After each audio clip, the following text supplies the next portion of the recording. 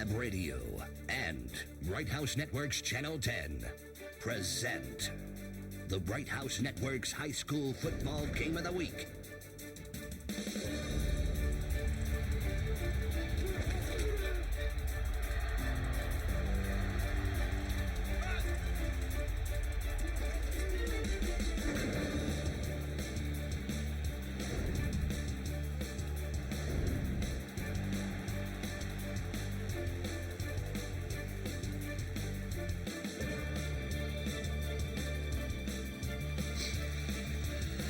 Well, a very good evening, Kern County, and a very special night tonight. We are downtown at Bakersfield High School, the high school in Bakersfield, if you're talking about the history and the legacy of Kern County High School football. The undefeated Drillers at 7-0 in 2011, hosting the Centennial Golden Hawks, 4-2 overall, 2-0 in league play. Tonight, a matchup of perennial powerhouses, the visiting Golden Hawks at Bakersfield High School. Let's go down to the grass to our BHS Driller. He's in the Bakersfield High School Football Hall of Fame, our captain, Brian Adams. Brian, what a night. The fans, you can't ask for a better night. The weather's great. The atmosphere is great. It's like an old-time throwback game. You see both stands full. You know, both teams were supposed to be thought rebuilding, and here they are both sitting undefeated in league, ready to battle. The ball taken, and his ankles hit the goal line. I think the official was trying to let him know the entire time.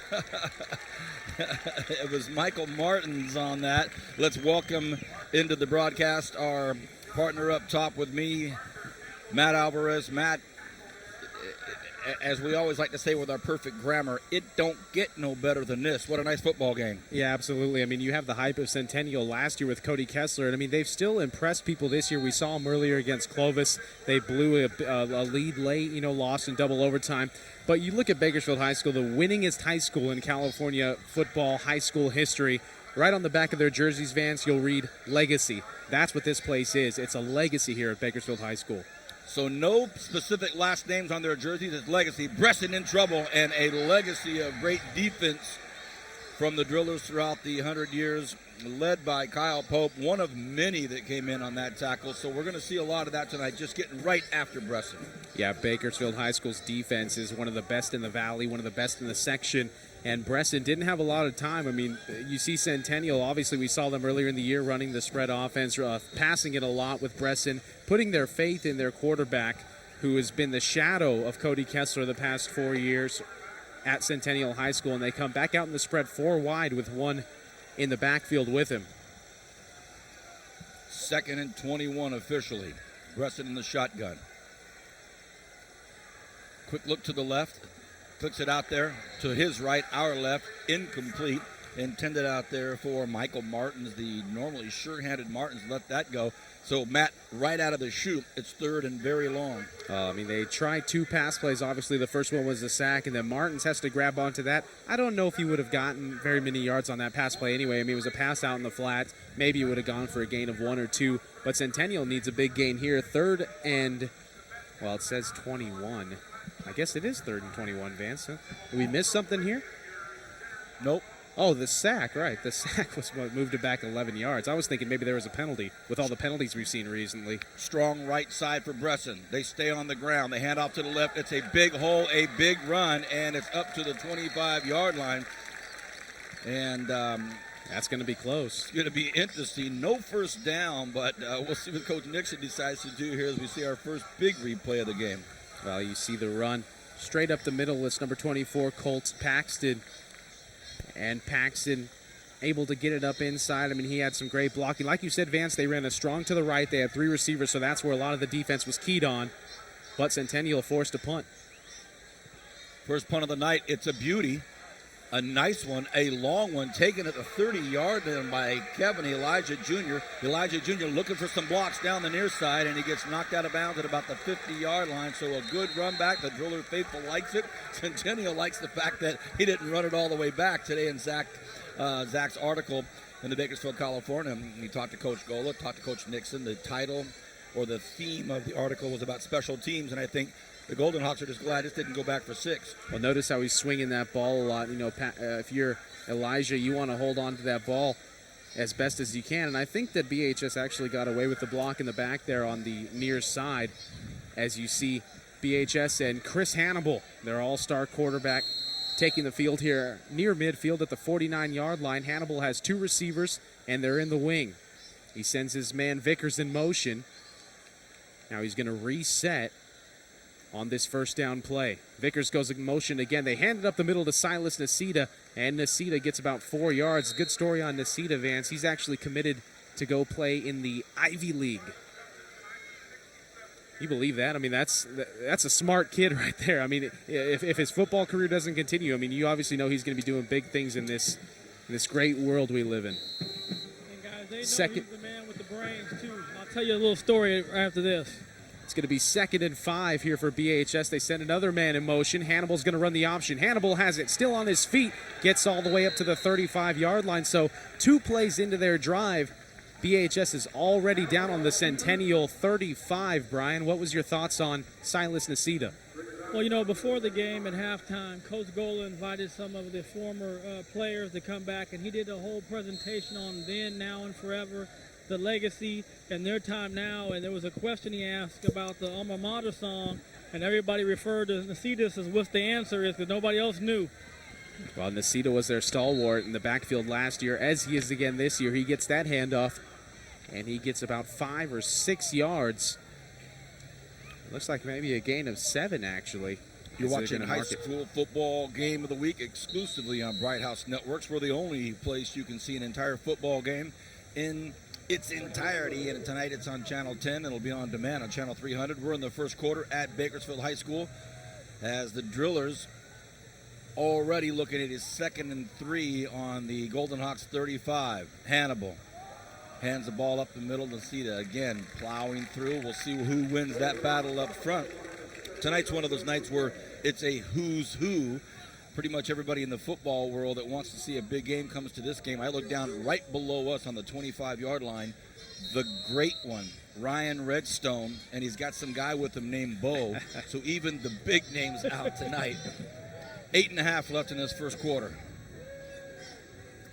Almost looked like some motion, but Hannibal keeps it, cuts up field. Hannibal looks like he's going all the way, stopped at the 3-yard line. Well, Captain, it's not taking long for this blue crew to get in the field here on offense. Well, no, they have it going right now. You know, when the Cedars gets those quick hitters, it really gets everything going. And Hannibal's just a great story. We'll talk about that as well during the game. He does a great job of managing the offense and getting them in the production they need. And obviously with the 40-something points they're averaging a game and that big comeback last week, he was the man that scored. 1st and goal from the 3. And it looks like it's going to be in, and it is in. Jeremiah Reddick pounds it in, and in less than 4 minutes, the Drillers are on the board. Well, the Drillers showing no signs of stopping here in that first drive. I mean, Centennial, I don't even know if they held into a negative play. Every play was a gain on that drive, so that's good for the BHS offense. Now we have to see how the Centennial offense responds as another Alvarez kicking school clinician, I guess you'd call him, Parker Campbell, kicks the extra point up and through. Parker Campbell through the middle, so it's 7-0. It's homecoming tonight at Bakersfield High School. We seem to be very lucky in getting homecoming games on our schedule this year. Good for us. And Driller Nation is alive and well. The cement stands that have become an iconic fixture in the downtown area as you go down California Avenue. Packed to the gills, the balloons arching over the stands. And over here on the Golden Hawks side, a very full stands until it gets down here. It kind of thins out just a little bit on the northeast side of these stands, but the crowd's still coming in. I know, Matt, you were, as all of us, you know, in a parking crunch to get over here, and I left early tonight and still had to walk about 2 miles to get in. Big crowd tonight. Yeah, I parked over somewhere near Tehachapi and finally somehow managed to make my way over here. By the way, Vance, I loved playing at this place when I was in high school. You know, I played soccer here as well as football. because the stands here on the visitor side, as I'm sure you'll be able to see throughout the game, are so close to the action. I mean, there were some pros and cons with that. One of the cons, obviously, being my father deciding to try and coach me from 10 feet away as opposed to having a 9-lane track in between myself and him. Hey, man, that's the world of basketball every night. There you Mom go. and That's Dad true. right there close. So the score 7-0 here. Let's see what the Golden Hawks can do here, Matt. Can they get something rolling here on offense? They're going to have to get going on this series. Can't go another one without getting something rolling here. Yeah, well, it was a 3-and-out on Centennial's first possession, and unfortunately, they were, that sack really dropped them back about 11 yards, as you see tonight's officials. The referee, Joe Saldivar, the umpire, Bob Williams, head linesman, Ruben Sanchez, line judge, Sean Carlson, and the back judge, Angel Gonzalez. All members of the Kern County Officials Association, as the handoff goes off to the left side. Alec Zubia on the carry. You know, Captain, one of the big stories coming in tonight for the Golden Hawks, going to be without one of their key running backs. In a game like this, against an opponent like this, you want all your weapons, but if you don't have them, you don't have them. Well, Vance, if you don't have them, other guys don't have to make up for what he does. They just have to play solid football to the best of their ability. And if they can do that, they can give themselves a chance. But the one thing they got to do is they got to stay out of these negative plays on first down. Well, I stand corrected, Vance. It's not Thomas Grimes. It's Bryce Royal who's actually going to be out for this one, as you see Grimes in the huddle as yet another penalty.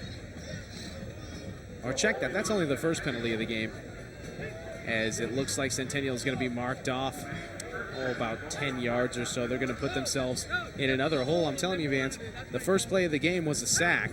Moved them back 10 yards. They weren't able to recover from that. Now it's a 1st and 20, it looks like, from their own 10-yard line. So 2 rough starts for the Golden Hawks, not what Coach Nixon dialed up, I can guarantee you that. As far as their first play from the line of scrimmage, let's see what happens. 2 running backs stand back there with Bresson.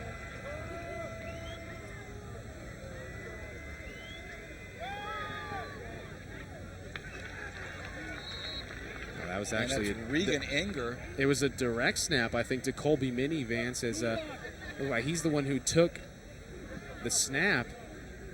Oh, that's number 13. You're right. That is Enger, but what in the world? They have a quarterback situation already. You think maybe Bresson, as I'm looking here on this near sideline, Bresson's actually standing over there on the 20-yard line. He looks to be okay. I guess they're just trying to give BHS another look. So, again, Regan Enger in the shotgun, and the BHS defense looks like they're about ready to go on a feast. Enger, quick shot out to the left side. It's complete and it's caught, and it'll be down at about the 22-yard line.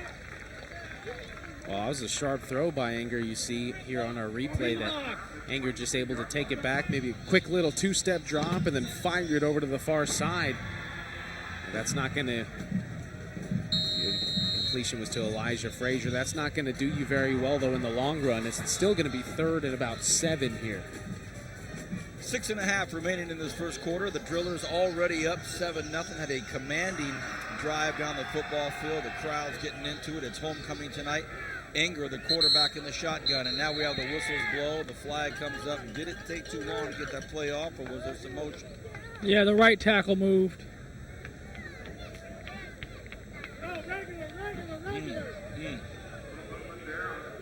Will be a false start. Another penalty against the Centennial offense will move them back 5 yards. Little jumpy.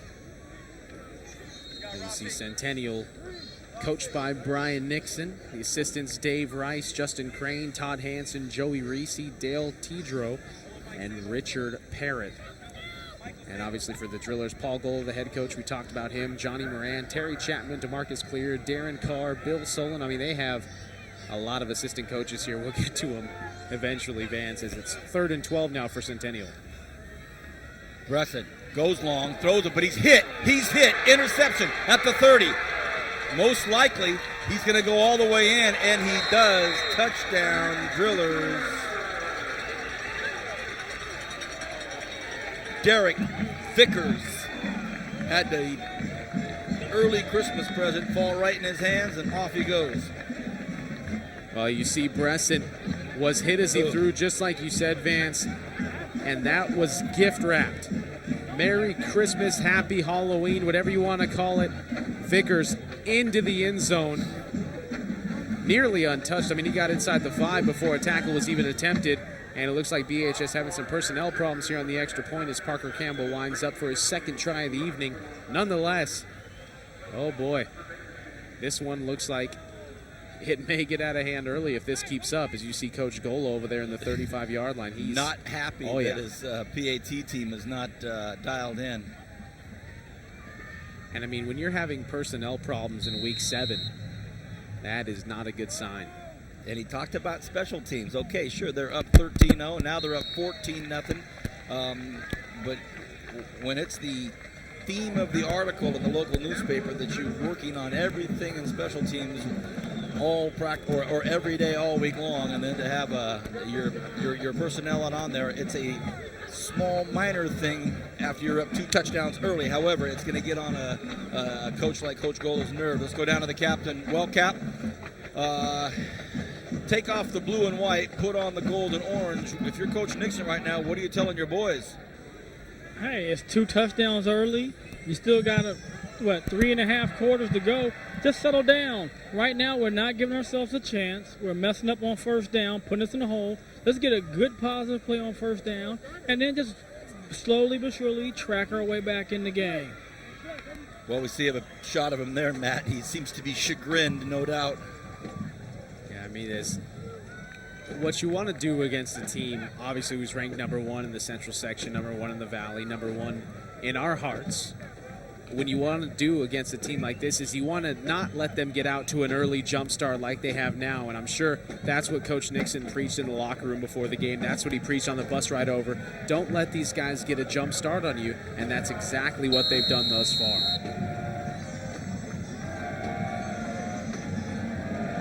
Third kickoff of the game for the Drillers, and it's taken at the 5-yard line, so they'll have a chance here.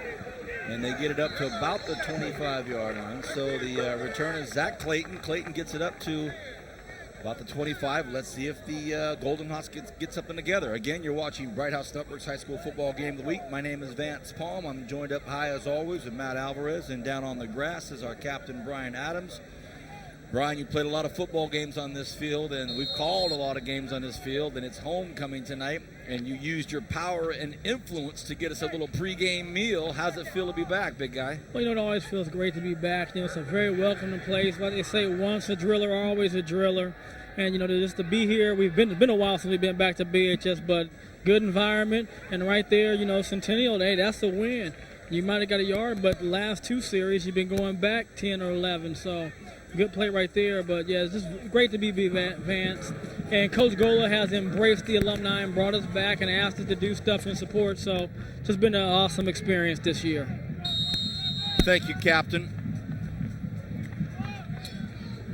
All right, here we go. Here come the Golden Hawks. 5-10, 5-11 remaining here in this first quarter.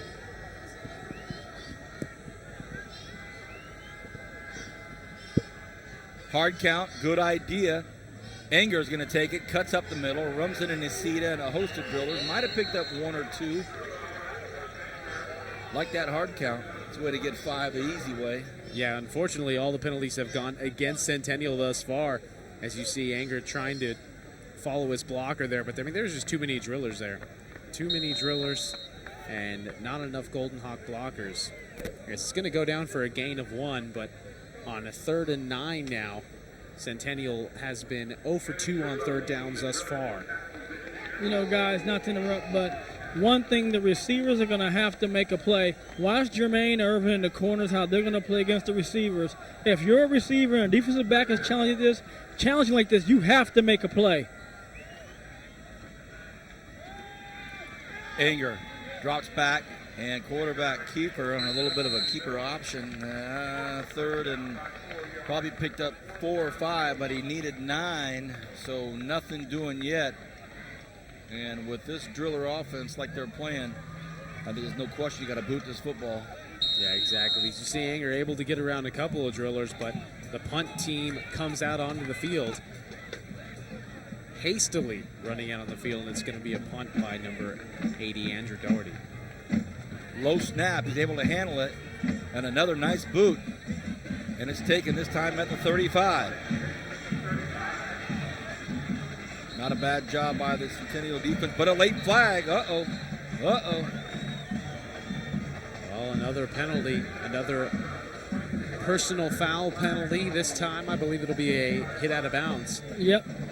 He kind of rode him out. He jumped on him. Khalil Shagol jumped on him, and he just kind of drug him out there. Nice return by Jermaine Irvin, but it's going to go against the Golden Hawks. So even with a long punt like that, tack on more yards at the end of it, and it just gets to be more and more aggravating if you're Coach Nixon. Here's a good look at Irvin right here, Matt. Yeah, you see Irvin on the replay. Let's see what happens here as he gets the stiff arm in his face, and then, yep, number 1. That was Khalil Shagog, like you said. And unfortunately for him, that's going to result in 15 free yards for the Drillers, who don't need that if you're Centennial right now because it's already 14-zip. Try to crunch it up the middle. They get up to about the 43-yard line, and that's going to be Nasita. 3:12 remaining here in this first quarter. We're at Bakersfield High School, where they're hosting the Golden Hawks of Centennial on homecoming tonight. Quarterback Chris Hannibal. Nasita right behind him. Hannibal on a keeper option, pitches it out perfectly. Took the hit at the very last second to Kyle Pope. He gets it out to, and Pope, Jr. right there. I mean, Hannibal hung on to the very last second, Matt. Yeah, that's a dangerous pitch when you're going to the ground, but he was able to find Pope. He was able to make something of that. However, you don't really suggest that if you're Coach Gola to pitch the ball on your way to the ground, but they made something of it. 3rd and 3 now for the Drillers. Big play for the Centennial Golden Hawks. But it's essentially 2-down territory for the Drillers anyway, probably. Hannibal wants to go to the air, has a man. Nice coverage out there. Zach Clayton glued him. Flag on the play, and the Golden Hawks hold them, but there's a flag on the play. It's at the line of scrimmage, Van, so that's more than likely an offensive penalty, and it is. It's a illegal formation call. Illegal formation against the Drillers, so that'll march him back 5 yards. Got clarification on this last week while doing the Jack Frost games, actually here at BHS. If it's a dead ball and he does his hands like that, that means it's a false start. But if he does his hands like that and it's not a dead ball, it's always an illegal formation call. So got it, Matt. Something that confused me up in the press box doing these youth games on Saturday, which I love doing, by the way. And BC with us, and high school, and you're doing soccer. Yep. You are the human ESPNs, my friend. Appreciate that. 3rd and 8, Hannibal has Nasita right behind. The ball's on the 38. Hannibal goes to his right, pitches out. Again, a dangerous pitch, but this time it sure worked. What a nice play as he kicks it out to Vickers. Hannibal was basically wrapped up and shoveled it out. No, he's making it work, and more power to him if he does that, but you see Hannibal going around, or he goes to the inside of his tackler, and he finds Vickers out there, and Vickers able to outrun the Centennial defense pretty easily up until Martins tackles him around the 25-yard line, and it'll be a first down for BHS. 2 minutes left to go here in the first. Brian, he sure feels comfortable and confident pitching that ball awfully late. Well, he definitely does, but it's working because the guys keep good pitch relationship with him. They're the ones really making it available for him to make the pitch. If you watch the wing backs, they don't fly out too far. They stay near him, so he has a good pitching angle, and he's able to pitch on the way down. But let me tell you a little bit about this young man, and Chris Hannibal. You know, he's a great story. I grew up with his mother. He lost his mother some years back. His uncle and his aunt, and his other uncle, he lives with his aunt, Alicia, and they've just taken great care and raised a great young man. You couldn't pick a better young man to be out here for BHS. Well, he's going to put the ball in the air right now, Hannibal is, and it's incomplete.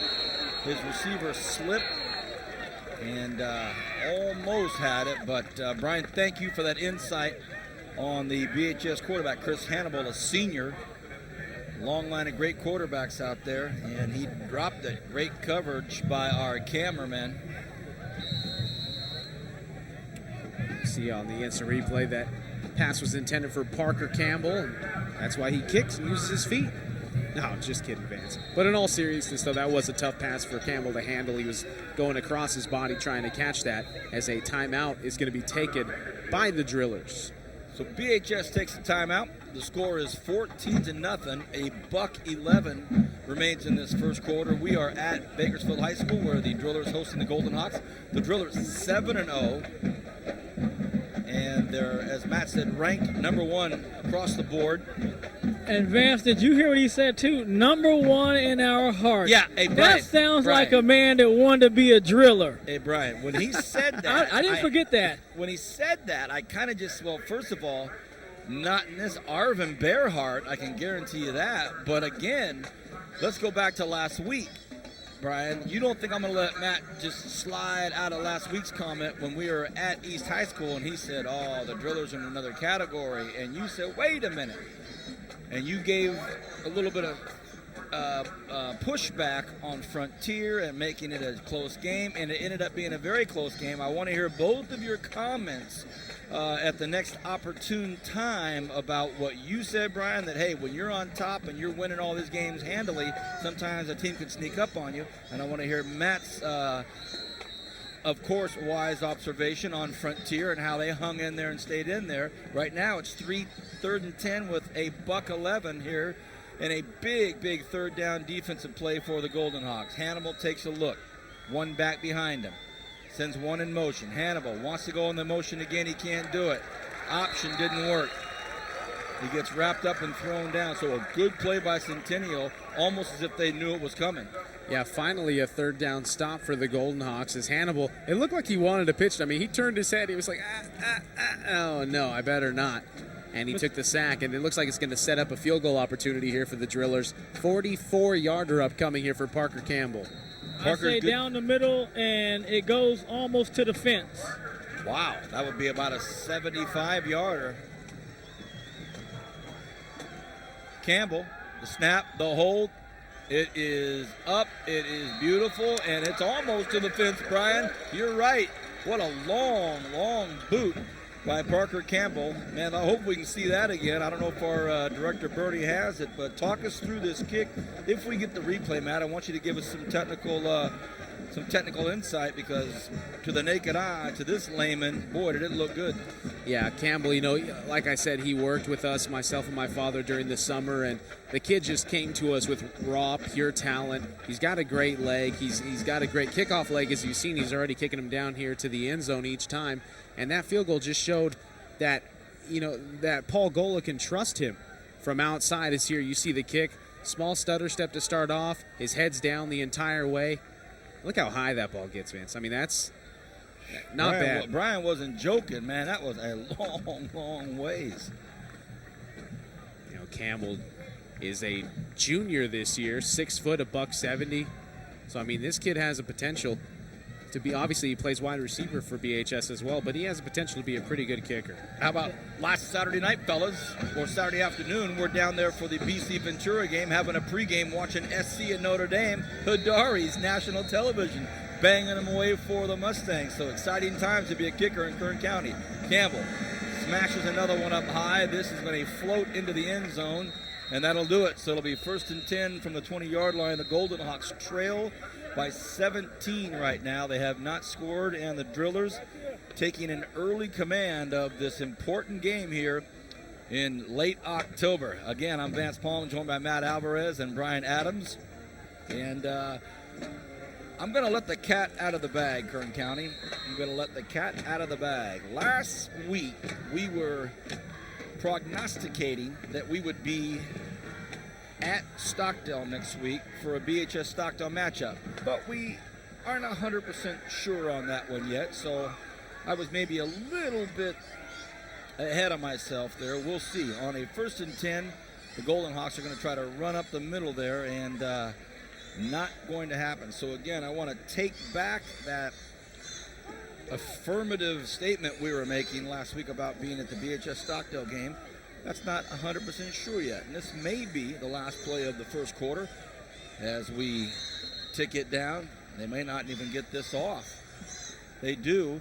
They stay on the ground. They go up the middle, and that'll do it. 17-0 at the end of the first quarter. Back in a moment on Bright House Networks Bakersfield with quarter number 2 at BHS.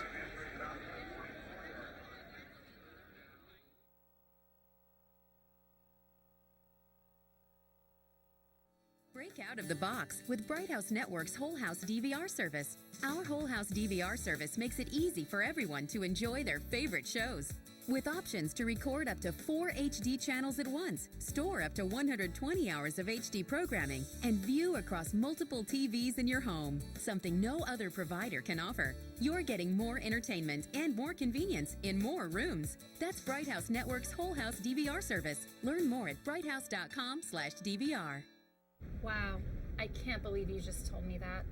Well, I felt that I should be honest with you about the type of stuff I'm into. I'm into it too. You are? I'm all over it. Living room, bedroom, in the shower. Well, do you want to do it here? Now? Well, yeah, it'll be awesome. Okay.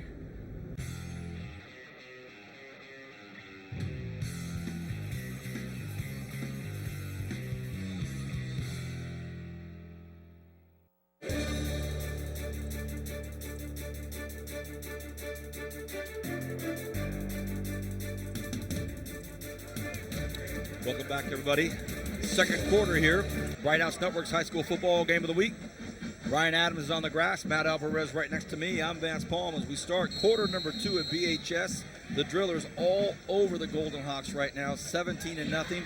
But the Golden Hawks have a 3rd and 6 right below us. The football finally down on this side of the football field, right below us. Bresson sends Grimes in motion, kicks it out to Grimes. Grimes stops, backs foot, goes back a little bit, and that may be just enough to have picked up a first down, a sorely needed first down, and I think Grimes' stutter step got him a first down. Yeah, the first down of the game for Centennial. As you said, Bresson sent Grimes in motion, then hit him out in the flats. Nobody was around him for about 5 yards, and that little stutter step, as you see the defender slip, Asani Rufus. And there you go. Grimes able to pick up the first down at the 30-yard line. It's going to be a fresh set of downs for the Golden Hawks. Wow, that was exactly what the doctor ordered for Coach Nixon and his squad. 1st and 10. Bresson looks over at Coach Nixon. Nixon audibilizes to him.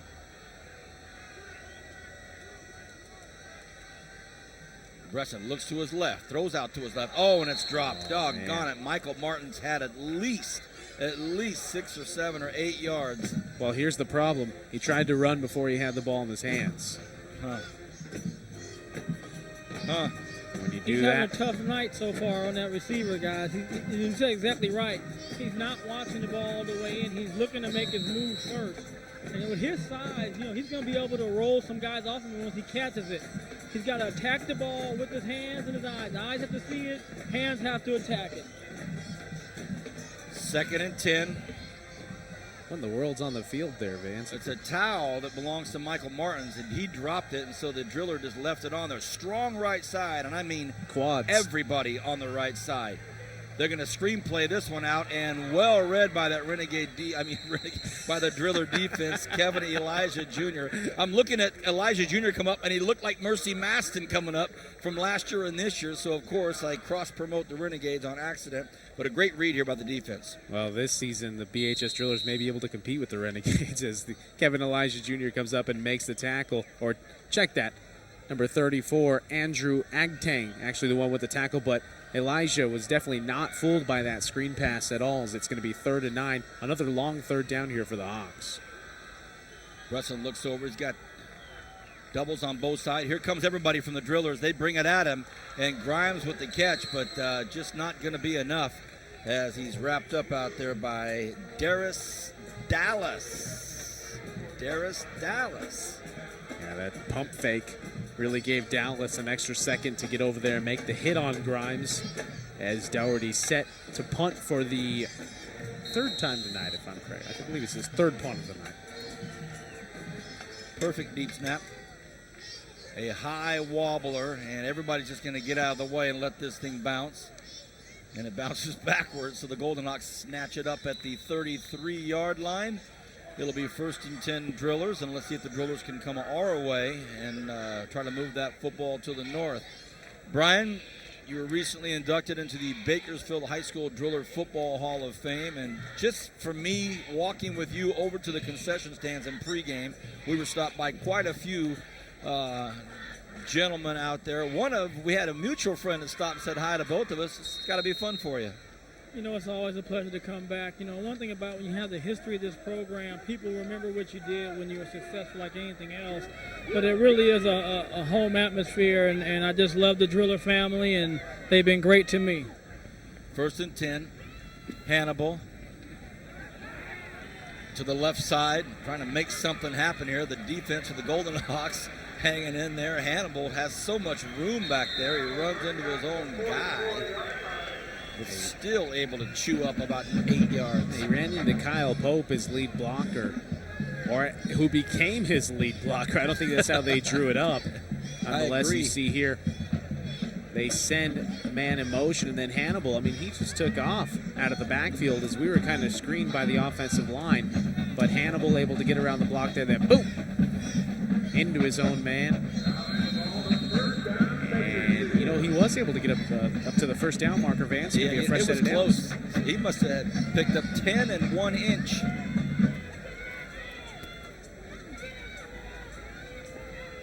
Great job by the Golden Hawk defense. This time they wrap up Hannibal and gets nothing and pays the price for it. Yeah, he got smoked right there at the line of scrimmage as Centennial not falling for the run up the middle. As boy, Centennial's losing a lot of apparel here. You see there's gloves on the ground now. There's looks like socks, armbands, right at the line of scrimmage. That's Hannibal's pouch right there, the one that he keeps his hands in. But you know, guys, last week he was the Cal High Sports Top 25 Player of the Week. So that's a pretty good honor with all top teams in the state of California. And he was the Player of the Week. That's fantastic.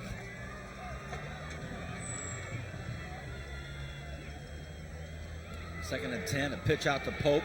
Pope looks to the right side. What a nice job. A great tackle and a good play from the Golden Hawks, Zach Clayton. So Clayton comes up and makes a nice tackle.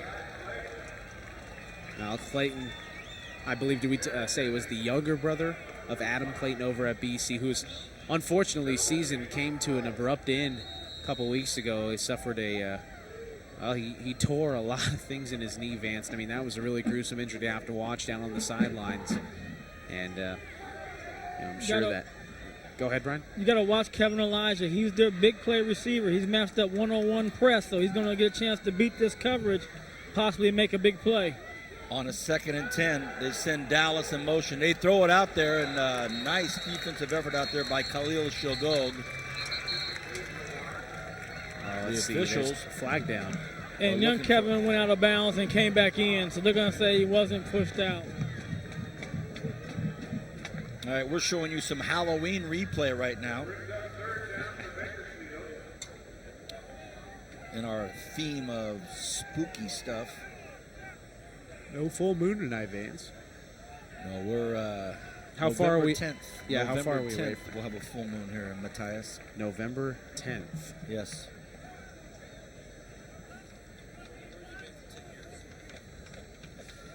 Vance knows the calendar, the cycles, the lunar cycles like the back of his hand. When's the next quarter moon, Vance? Right now, 3rd and 10. 7:52. It's 4th down, Vance. They declined. That's what I thought, Brian. Wait a second. How can this be 3rd? All right, very good. Thank you. Not a problem. Drillers are going to punt. Silas Nacita will go back to punt. He's going to Cornell next year. Be following in the footsteps of Jack Campbell Jr. Nacita puts one on the look out. Ryan Redstone almost caught that baby. There's a picture of Bo Redstone right to the left of that pole right there. You see him, and that's a Driller great right there. And if young Ryan can be half of what his dad was, he's going to be in good company. I'll guarantee you he's going to be more than what his dad was. Don't tell him I said that, though, B. I'll keep it between you and me, Van. 7:43 remaining in this first half. The Centennial Golden Hawks have yet to really make an offensive threat here. They're right below us, though, and the ball was on the 27-yard line now to start this series. That view you're getting, that angle you're getting is exactly the scissor lift that Matt and I are on right now. So, 1st and 10, Golden Hawks. It's going to be another keeper by Enger, and Enger picked up some positive yardage there, about 5 or 6 yards. So a nice play by Regan Enger, the 6'2", 188-pound junior. I wonder what the deal is here with Bresson. I wonder if maybe he's hurt or injured or what's going on, but nonetheless, Enger getting a lot of the load here as Rufus made the tackle for the Drillers. It's going to bring up a 2nd and about 5. Enger hands the ball off. This time it was run by Colt Paxson, another one of the options with Bryce Royal down tonight. Paxson, Grimes, Zubia. Well, with Royal out of the lineup, I mean, you obviously lose a pretty potent offensive threat. You have Grimes back in. Grimes was out when they played Clovis, and he could have made a big difference in that matchup. Yeah, he got hurt, in the first series or second series? Yep. 3rd and 2, trips to the right side. They're going to try to gamble and get a first down, and they do. What a nice job. I say gamble because they kept it right on the hash mark and said, let's go, BHS, what do you have? And they picked up the first down. That's smash mouth football as you see Enger trying to get lower than the BHS linebacker, and he did. 1st and 10. Now it looks like we're going to have an official's timeout, and maybe an equipment malfunction down there at the 40-yard line. There's a look at Coach Gola right there. He's done an incredible job here with the Drillers since he's come to Bakersfield. Seems just like yesterday. 6.5 remaining here in this first half. Enger, shotgun. Right next to him is Paxson. He's got 3 receivers way out to the right side. Oh, goodness gracious. Well, that was Shaq Garrett saying hello to Colt Paxson. Boom. Yeah, I mean, Good evening. Looked like he ran into a brick wall, Vance. Welcome to my field. No gain, no loss, though. 2nd and 10. Ingers wants to go to the air, has a man open, floats it out there. Oh, what a fantastic interception. That was a beautiful play by Jermaine Irvin. Brian. Hey, big-time play right there by Jermaine Irvin. It wasn't long ago. His dad was on Foothill on Bright House, but he wasn't making plays like that at the corner. But great position. He's going to be in a trail technique. He's right in the hip. The ball hangs up a little bit. He goes after the ball, launches up, gets at the highest peak, snatches it from the receiver, and interception. Drillers. You know, you talked about one of the things with Paul Gola doing a great job. This might be one of his best jobs, Vance, with all the sophomores he's playing, and they're saying it's a rebuilding year. He is taking names this year in 7-0. So great job with Gola. Here we go. Man, that was a beautiful play. Well put, Brian. 5:46 here left in this first half. And the Golden Hawks stopped on that drive by an interception by Irvin. Here comes Hannibal. Hannibal's thrown down about the 37-yard line. Very athletic interception, Matt. Yeah, you look at the aspect that Centennial may have had something going on that drive. I mean, they were able to convert, I think, 2 first downs on the play or on the drive. And then the blitz comes, and it forces Enger to throw it pretty quickly. And he maybe didn't get his best arm on it. Obviously, as a quarterback, you want to aim for the outside shoulder of the receiver, and he floated that one up just a little bit too high, and a big pick by Irvin. And the only thing you can do as a receiver on that one is try to become the defensive back, and that's launch back into the defensive back and dislodge it. The pitch out to the left side. Nice play by that Centennial defense, and they gang tackle him and throw it out of bounds. Good play.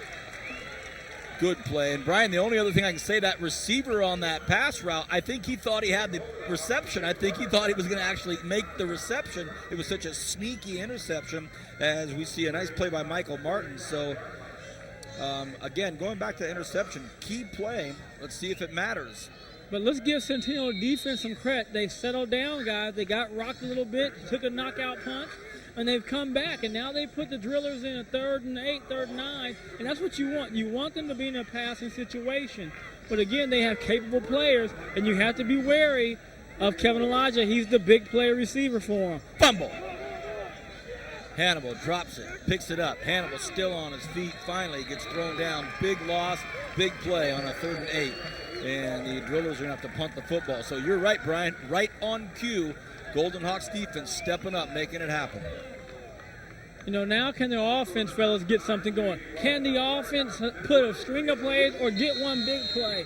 Like I said, they're going to get that one-on-one coverage with the jam. Can you make the Drillers play for it? And they've got plenty of time. Now, if you're punting, Nasita, you do not want to kick the ball 27. So let's see how the Cornell-headed player does on this. High snap. Nasita catches it. And it's going to be an end over end, but it bounces the opposite way. Cuckoo. Wow.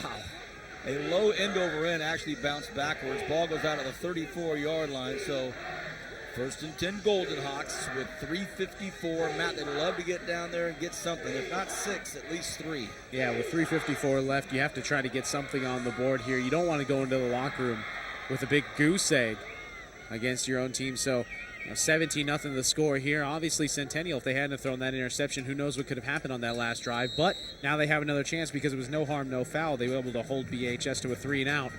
So let's see what they come back as Bresson back into the game for Centennial. See if we can scoop up something at halftime about this quarterback change or interchange, if you will. Maybe it's a non-story. Bresson triples out to the left side.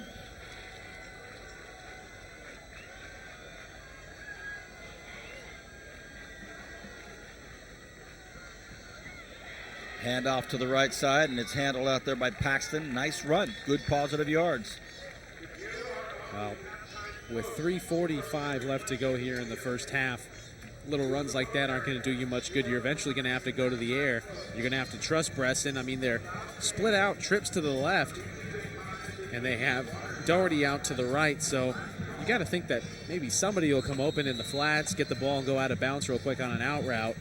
But Centennial's going to have to go to the air here. That's 60 more yards to go in 3:15. The Golden Hawks have 3 timeouts. They stay on the ground. They give it to Paxton. He's brought down at about the 45-yard line. So with 3 minutes and 9 seconds, the Golden Hawks have 3 timeouts.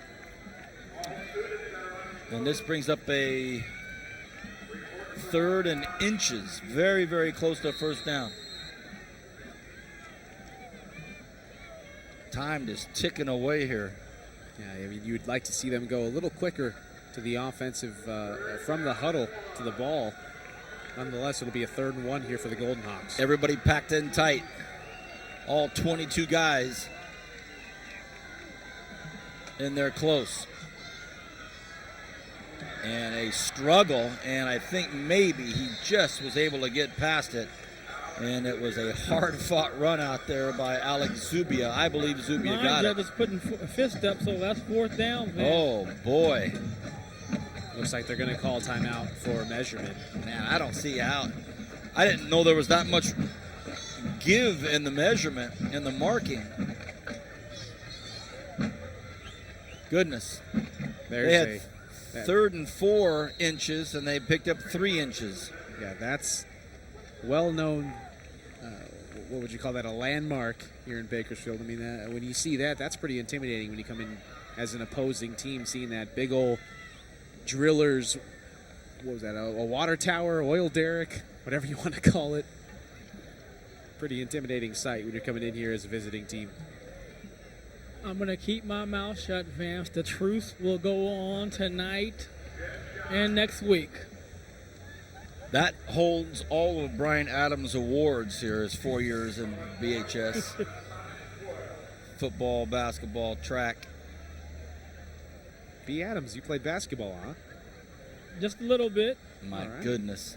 Yeah, he's a young'un. That's okay. Hey, nothing wrong with being young. Not at all. B. Adams is a baller.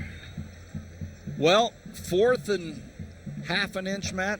It's going to I mean, the thing about it is 2 minutes, 16 seconds. They pick up this first down. Hopefully during this timeout, they call 2 plays. They're ready to go. They get the first, and they jump right on it. Possibly no huddle offense. Just go, go, go. Well, you think now it's got to be a quarterback sneak, fellas. Yeah, because the reverse side of that is if you don't get it, you give BHS the ball back on their own 45-yard line with 2:40 and counting left to go here. With them, they have 2 timeouts, so they run onto the field. Should be a quick snap, and they do. Perfectly done.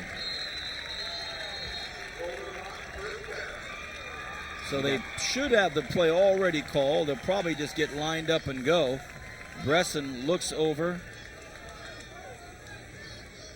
You've got to be careful there if we see a replay of that last play. Nasita kind of jumped on the pile at the very end. If you get a nitpicky ref out there, they're going to call you for a late hit. Yeah, well, it was so obvious, too. A gang tackle.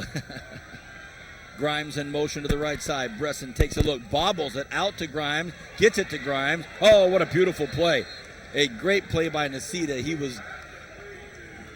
Colby Minnie had him. He was blocking him, and Minnie had him, but Nasita just threw him aside and made the tackle. So not a bad effort by both players, but boy, Nasita got the better of that. Well, the clock's still running. Exactly, and Minnie has to win that one because that allows your receiver to get to the outside and maybe get out of bounds or get a first down. The clock stops. That's one of those ones where he has to lock that block down.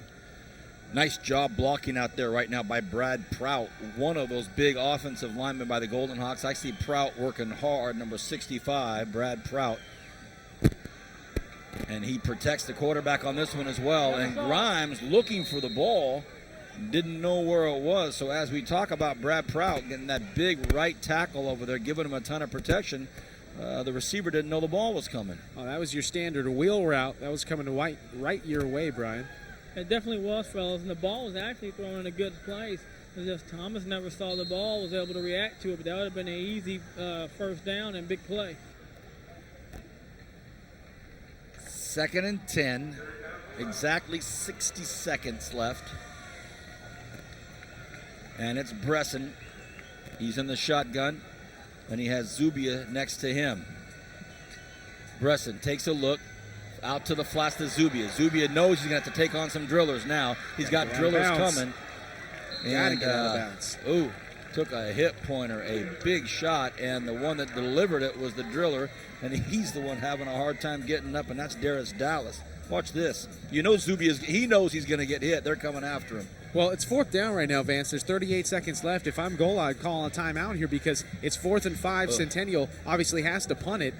But Goal is making no such motion to call a timeout. I think he's content with the 17-0 lead, as you wouldn't blame him for being. Right. But nonetheless, you have 2 timeouts left, and the way your offense can move the ball. Well, the scoreboard operator is off by 2 downs. I've seen him off by 1 down before, but he's off 2 downs. But they don't move the ball well in the air. And that's the thing. Even if you get the punt, you got to move the ball down there. Like it's going to go in at halftime tied up, and we have 6 being set for the second half, fellas. That's it. 17-0. Drillers leave the field at homecoming up 17-0. We'll be back with the 3rd quarter on Bright House Networks.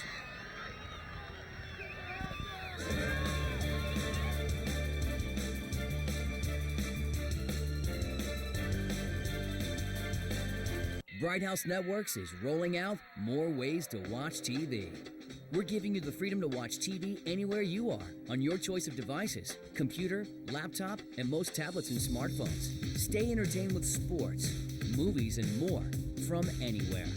All you need is Bright House Networks TV and a My Services account from brighthouse.com. It's a whole new way to watch TV, available at no extra cost to you. Learn more at brighthouse.com/myservices.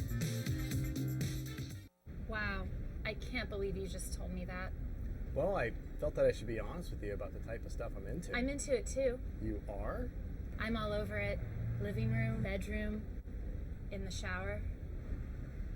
Well, do you want to do it here? Now? Well, yeah, it'll be awesome. Okay.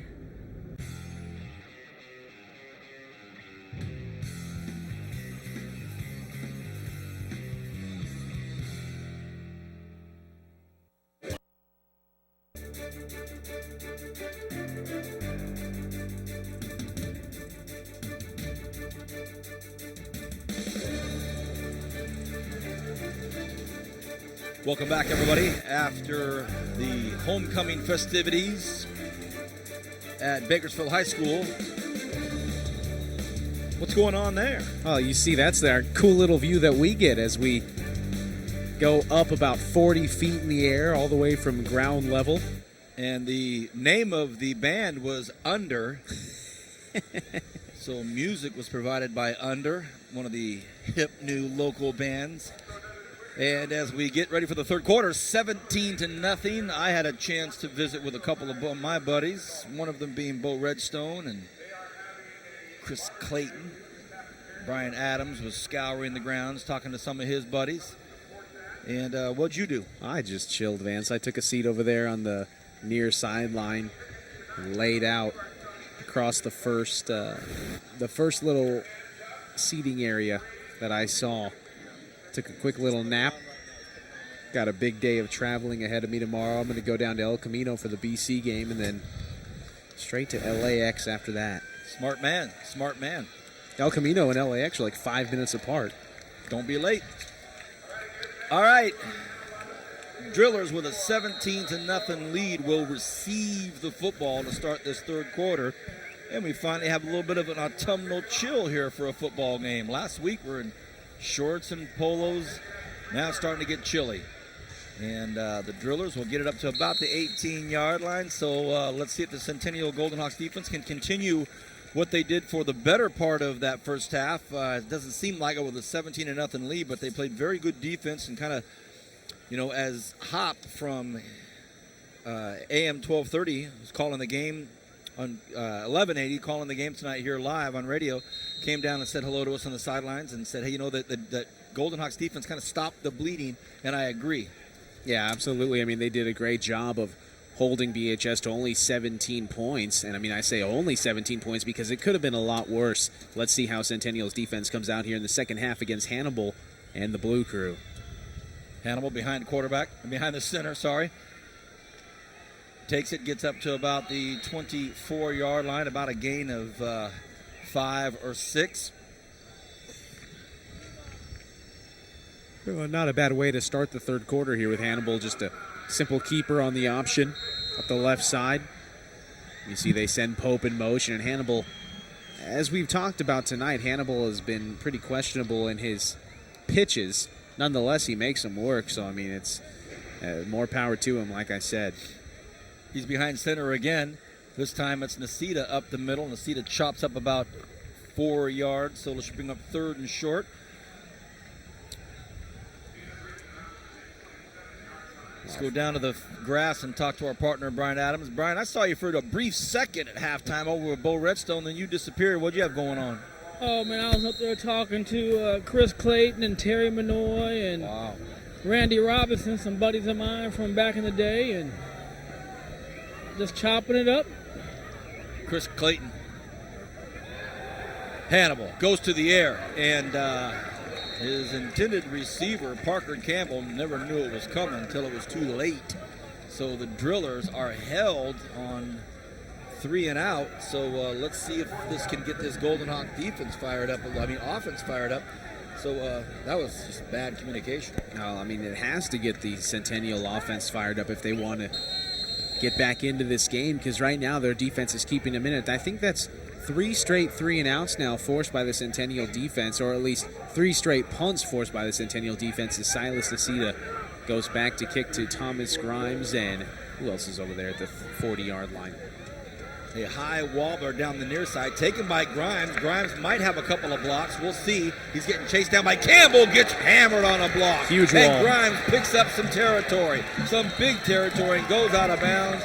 But the big block was laid out there. Are you kidding me? I mean, look at this wall that forms, Vance.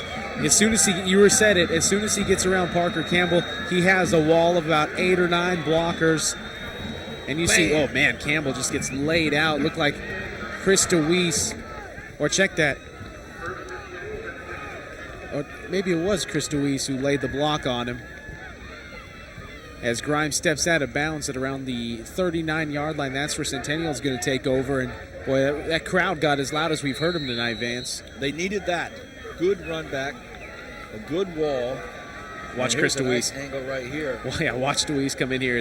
All Grimes has to do is get around the corner. Bang! Oh, It's number 12, actually. That is Krista Weiss. That was bad special teams, guys. You punted to the wrong player. I'll tell you what I'm gonna do. I'm gonna point out 72 names on the roster. You pick which one you think it is, and it is an incomplete pass out to the left side. It's my dyslexia, Vance. Apologize for that. For those of you in Kern County that wonder what we're talking about, we were fortunate enough to get away with, I think, the last possible program very last one. Yeah. in all of Bakersfield High School. So Matt and I are sharing the roster. So we'll point out to each other who made tackles, who made plays.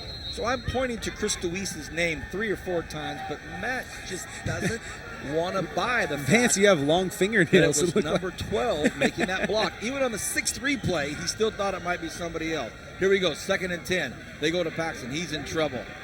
Gets maybe a yard. Well, for the first, they tried a pass play, a quick pass to the outside on the first play. Now they go up the middle to Paxton, nothing doing. So it's going to be a 3rd and long again for Centennial. They were fortunate enough near the end of the first half to be able to convert on these 3rd and longs. Let's see who they go to here as Bresson in a quarterback once again. You know, guys, I want to give the secondary for the drillers some credit. You know, you have 2 sophomores back there in Rufus and Dallas, and then now you have Vickers out there, and they're making big plays like they're just veterans. You know, in Dallas, he's the son of Mike Dallas, the former boxer and trainer at Bakersfield Powell, and the brother of a professional fighter. So just give these sophomores some credit, guys. They're playing some big-time football. A lot of great bloodline athletics here in Kern County. Brian pointed it out for us. And there was a flag on the play, and it looks as though it's going to be going against the Golden Ox. It'll come back 5 yards, so that has to sting a little bit. Makes it a 3rd and 15. Yeah, delay of game penalty called against Centennial. You know, I don't think BHS has had a penalty tonight, Vance. I mean, they've been pretty well disciplined. A lot of the flags you've been seeing tonight have been called against the Golden Hawks as they wind the clock once again with 9.5 left to go in the 3rd. But you're right, Vance. It makes it just that much more difficult on the offense. And now we have another flag from the sideline. You see Golo over there on the far sideline running around like a madman. He saw something before the referee saw it. Well, it was on our sideline where we're at, fellas. The receiver moved, and that is Michael Martins. He moved, so I'm not even going to discuss that tonight, guys. We already know how I feel about those guys moving. Yeah. But, you know, again, you're playing into the driller wheelhouse, 3rd and long. They like to release the linebackers and put pressure and go one-on-one man coverage with those cornerbacks. And so let's see right now what Centennial can do. 3rd and 20. Yeah, 20. The scoreboard doesn't update very well here. Bresson from the shotgun, under pressure, floats one up high, hard, and it's in the area of our main man, Brian Adams, but it's very much incomplete, and that's going to bring up 4th and 20. Okay, I'm just going to say this. Do not throw at 12. Just like you don't punt to 27, you don't throw at 12. 12 being, of course, Jermaine Irvin. So Irvin getting the high praise from B. Adams, like, don't throw it to him. He's the Darrell Rivas of the Drillers. And here's the punt, and it's a good one. Let's see what kind of bounce it takes. And, did they get it? Did they get it? Right at the 1. Well, what are you doing back there? Fantastic play. What are you doing back there if you're Elijah? I mean, you fake like you're going to catch it. You fake like you're going to pick it up. I mean, if that ball takes one bad bounce, it's going to hit off you, and Centennial's going to get it at the 1 yard line. If you're Elijah, you've got to run to your own sideline, get as far away from that ball as you can, because there's nothing you could do at that point. Boy, oh boy. And how it's 1st and 10 from their own 1 yard line. So a 99-yard drive is what they're looking at. You're right, Matt. That was very dangerous, and a nice job, and it's down there by Shagog. So the Golden Ox have an opportunity to make something happen here on defense. Hard count. Did anybody jump? No flags. Hannibal behind center.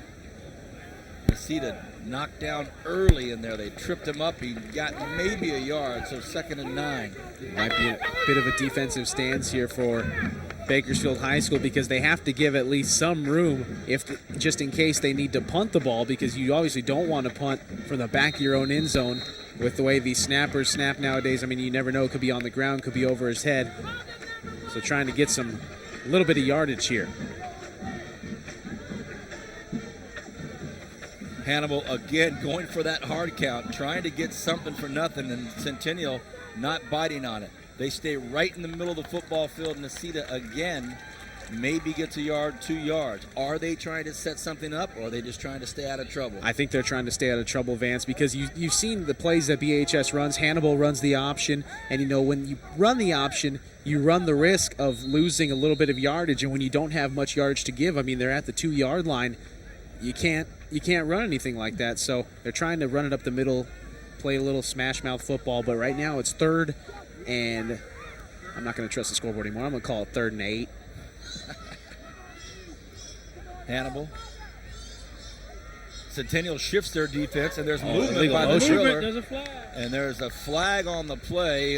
Probably will be declined. Yeah, absolutely, Vance. At this point, you just decline that because it's not a dead ball foul.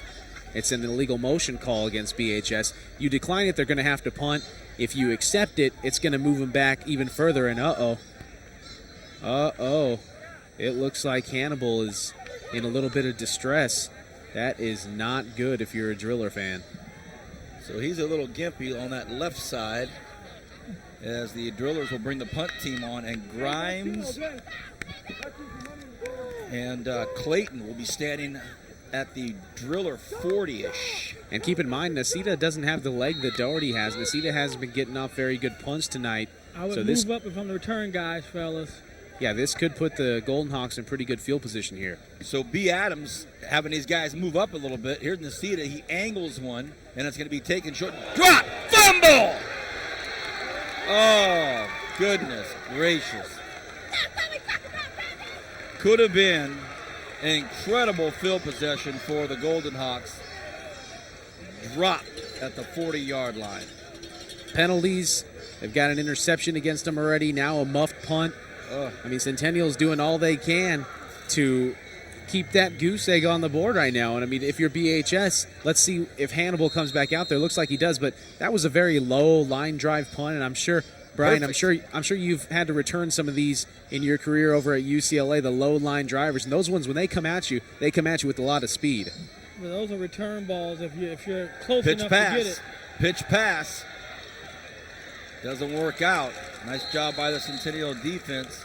Yeah, absolutely, Brian. Those are the balls that are returnable. We used to call those, when I was a freshman at Southern, we would call those house balls or reservations for 6, because if you kick it that low, you're just reserved 6 points for the other team. And that's why I said to move up a little bit, that he hasn't really driven the ball far. And if you're moving up, it's a little, when it's kicked low like that, you can almost just cut back a couple steps and then catch it and run, but great play right there by the special teams from BHS, right there on the spot. They're able to jump on it and turn the ball over. And let's see what the offense can do. But the defense right now for Centennial has had their number. 2nd and 12, misdirection play. The ball handed off to Jeremiah Reddick, and Reddick able to chew up a few yards. Reddick, look at how many lead blockers he has. I mean, when you run that wing kind of offense, you're going to have at least 2 lead blockers every time, but Centennial does a good job of staying home there, limiting Reddick to just 2 yards, like you said. It's going to be a 3rd and 5. As we see Logan Kukuk barking out the plays for the defense. Logan Kukuk, number 42, and look out! Big run up the middle by Reddick, and a touchdown-saving tackle by Clayton. Yeah, Clayton was the last man of defense there as Reddick just burst through the offensive line. You see he just follows his down, nice down block right there by number 50, Nick Kidd. And Kidd does a great job of going to the second level right off the bat, taking the middle linebacker rather, and the outside linebacker was just chasing Reddick. Clayton able to track him down.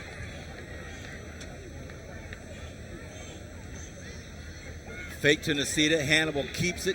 Hannibal chews up about 9 yards. It should be about a 2nd and 1. They're right below us now, the football at the 26-yard line. Well, BHS is really hard-pressed to keep the ball out of Hannibal's hands, even though you saw him leave after that last possession, kind of laboring a little bit, and one of his shoulders, one of his arms was at his side. But nonetheless, they go right back to him with the option, pick up 8 yards, going to be 2nd and 2. Hannibal behind center. They go to Nasita on a fake, and the keeper is Hannibal. Hannibal gets up to the 24-yard line, gets 2 or 3, and he's still just a little bit gimpy. First down.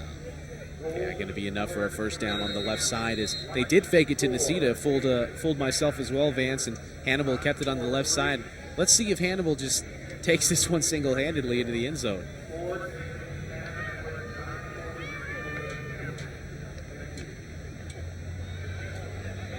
Nasita, again, another first down. On a 1st and 10, he gets 11. And, you know, Captain, you just feel the wind just go out of the sails of the Centennial stands, the fans, the sidelines on that unfortunate fumble. There's just no life over here. You know, and let's be real. The defense is only giving up 7 points. You know, even if they get driven down on this, they get that one drive, 7 points. Other than that, the defense has been good for Centennial. Now can they just hold this one time, but not now? That's 6. Hannibal scrolls into the end zone. Touchdown, Drillers. That's a beautiful play call. Yeah, it doesn't get any simpler than that. I mean, they fake like they're going to run. They fake like they're going to run the ball, or like they're going to pass the ball, rather. Hannibal rolls out to the right, and as soon as he sees that open lane, you see here on the instant replay, Hannibal has it in a throwing position, still looking, and then I think this is a design throw, and Hannibal is just like, you know what, that's a heck of a lot of green out there. I think I'm just going to take it myself. Reservations for 6, my man, B. Adams. Or was it a designed run? He was going to pass. The guys were just covered. Okay. You guys, you got it? Both got it? There's a long loop by Campbell off of the equipment. Hit the C-train. C-train. That's a good 50-yarder right there. So, just like that, the Drillers were deep in their own territory. And here's another look, as Brian and Matt both eloquently stated. Hannibal was looking for a man and said, well, I got about 25 yards of grass here. I'm going to make a move. The Drillers were deep in their own territory, and the Golden Hawks held them, had an opportunity to capitalize, but a fumble on a punt return at the 45-yard line, and that's all the Drillers needed.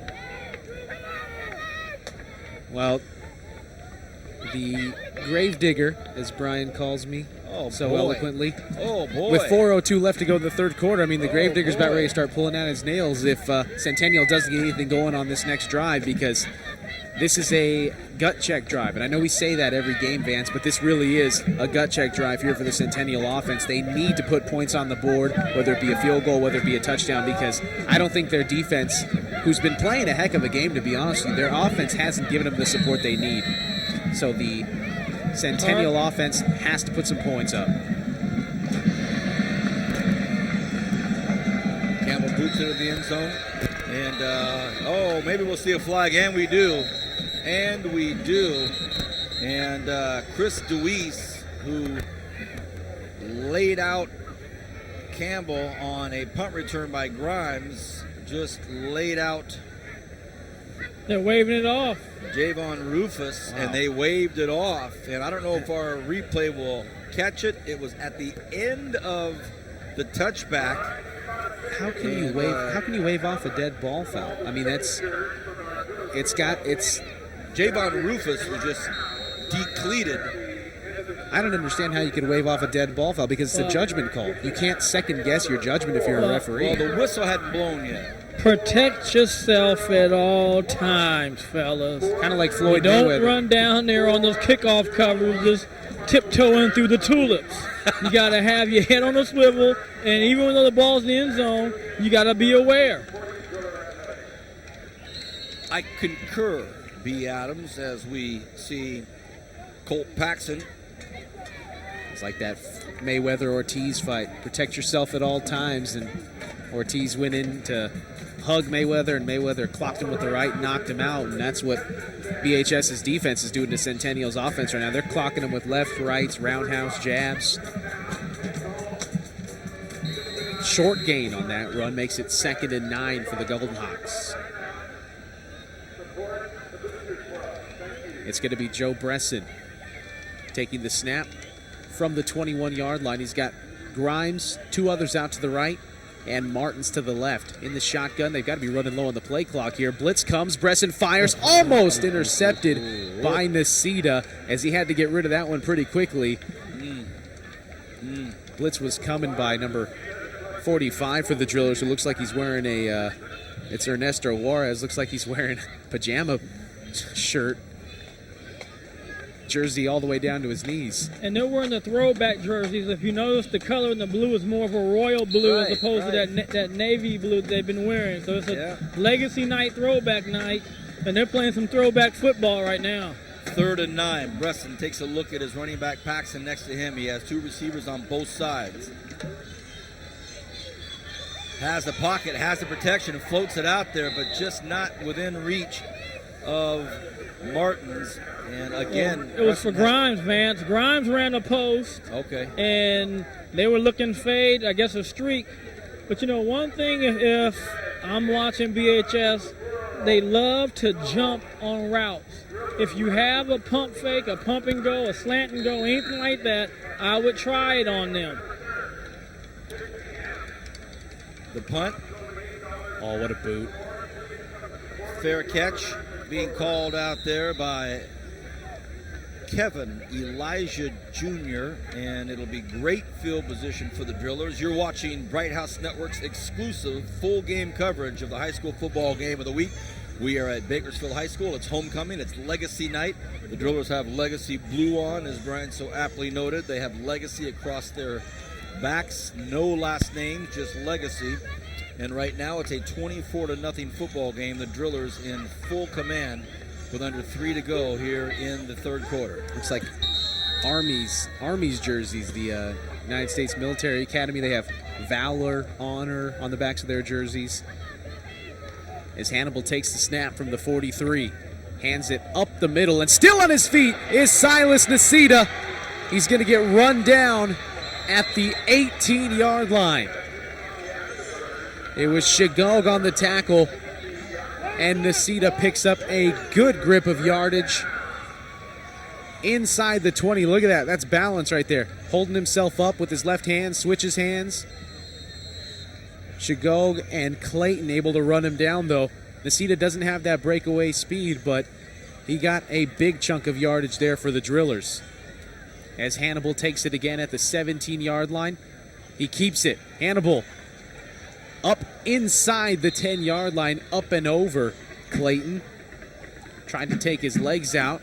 That may be enough for another first down. Let's see where they put it. Nope, it's going to be just short. As you see Hannibal, look at all that open space, Vance. But, oh man, he swings the ball out there with his right hand. That's something you never want to see. And it was number 44, 42. Brody Scott, 42 rather, Logan Cookcook on the tackles. 2nd and 2 now from the 9. In motion, Hannibal looks. Hannibal cuts to the other side of the field. Doesn't have a lot to throw to. Tries to force it in there. Never a good idea. Just should have threw it out of bounds there. But nonetheless, it ended up incomplete with a $1:53 left to go in the 3rd. Is it me, or does Hannibal just look like he's having fun out there? Yeah, I mean, he's enjoying it right now. The way you play your best football when you're having fun, and he's definitely having fun. But he tries to force this one in there.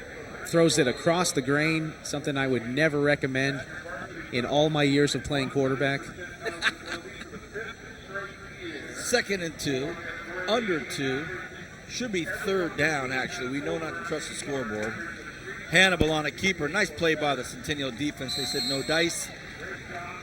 And with 1:45 and counting, it'll be 4th and goal from the 9. Well, it's going to be 4th and 1 from the 9, actually, Vance. And let's see if Gola attempts to, elects to attempt a field goal here with Campbell, but no. Will not. He'll go for it. I'm disappointed as always. 4th and 1 from the 9. All right, they have an opportunity to get inside it. You're right. Hannibal. Look at that gap right up the middle. Quarterback sneak. If I'm now, they move over. They shift over, Nicita right behind, and they go to Hannibal, who flips it out. It looked like it hit the ground, and I think they're going to get enough forward momentum. I don't know, Vance. But in regards to you think it hit the ground claim, it wouldn't have mattered because it was a backwards pass. It was a lateral at that They point. didn't get it. They didn't get it. No. What an interesting play call on a 4th and 1 from the 9. Well, as you'll see on our instant replay, they faked to Silas DeCita up the middle, and honestly, Hannibal had his back turned to us, so we didn't necessarily see him with the ball, but he jumped past. He jumped past it to Reddick on the far side, or did he jump past it to Pope? And that's a backwards pass, so even if the ball does hit the ground, that's still a live ball. Well, see, look where he's at. I mean, he's at like a 7-yard line, man. And they didn't give it to him, did they? No, they put the ball at the 9-yard line. You can clearly see he was at the 7-yard line, so that's why I thought he had the first down. Sorry, fellas.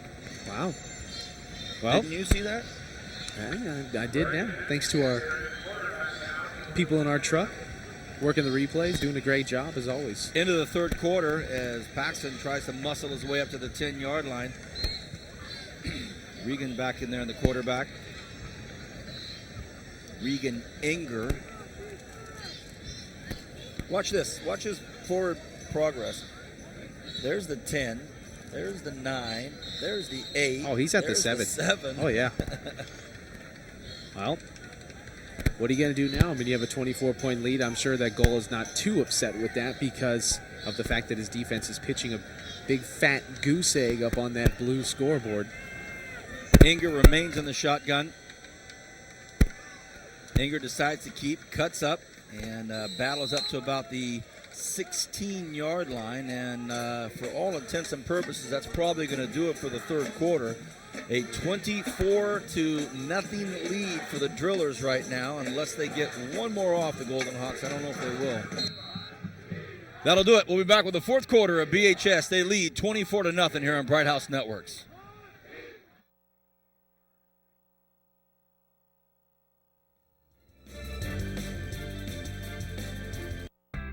Bright House Networks connects your devices with our services to make your life easier. Like being able to watch TV on more screens or set your DVR when you are out and about. You can also manage your home phone calls and messages and even have voicemails delivered to you instantly via email or text message.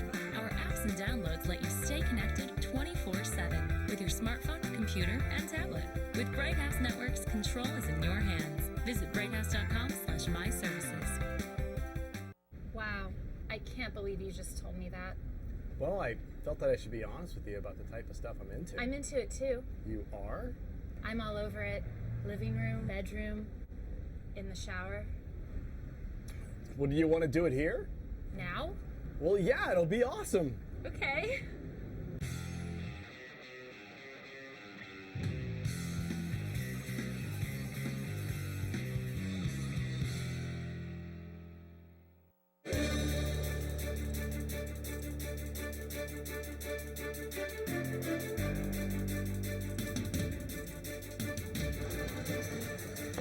Back here for the fourth quarter at Bakersfield High School. BHS leads 24-0 over Centennial. Speaking of these Golden Hawks, Vance, we interviewed Jim Laurent in the pregame show, and Jim Laurent is the head coach of the Jack Frost Eagles. They are the feeder team, if you will, for Centennial High School. The Eagles are actually going to be playing in the championship game tomorrow morning against the Golden Valley Jaguars team.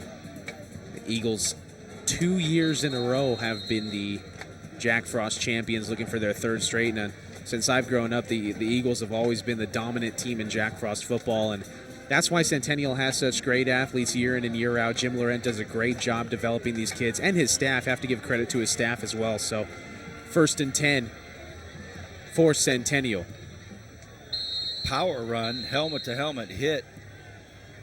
Not intentional though. Let's go down to the grass to our captain Brian Adams. Well, Cap, if the Drillers are to hold on here and notch another victory, move them to 8-0, they'll continue to rise in everyone's expectations. Next week, they will travel to Stockdale to take on the Mustangs with DJ Martin. But essentially, these are, they'll be hosting the Mustangs, but essentially this is a Driller team that I don't know how many hurdles they're going to have in front of them here locally for the rest of the season. Well, Vance, if Liberty wins tonight, they'll be undefeated in the league, and it's a good chance that they'll meet will that be the last week in the season, Matt? Liberty and BHS, the last week on November 10th. Next week they play Stockdale. Yeah. And then you look at the playoffs after that. Yeah, and that could be a showdown for the league title.